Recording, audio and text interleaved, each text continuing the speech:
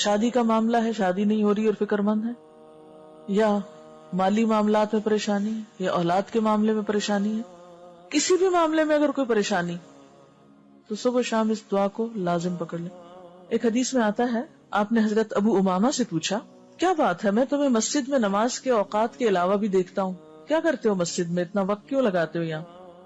انہوں نے عرض کیا، یا رسول اللہ صلی اللہ علیہ وسلم، کچھ فکریں ہیں، کچھ قرضے ہیں جو مجھ سے چمٹے ہوئے ہیں۔ اور یہ جو افکار اور ہموم ہوتے ہیں نا، جو انسان کے اوپر ایک ذمہ داری کی شکل میں ہوتے ہیں اور وہ انسان کو کھائے جاتے ہیں، اور ان فکروں میں انسان کی صلاحیتیں، طاقتیں بھی کم ہوتی ہیں، وہ جو انرجی اس میں لگتی ہے وہ کسی اور کام میں لگنی چاہیے۔ تو آپ صلی اللہ علیہ وسلم نے فرمایا، میں تمہیں ایسی دعا نہ بتاؤں جو اگر تم پڑھنا شروع کر دو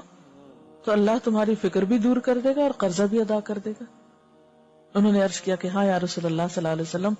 ضرور بتائیے۔ آپ نے فرمایا، یہ دعا صبح شام پڑھ لیا کرو۔ فرمایا کہ اگر صبح اور شام یہ پڑھ لو گے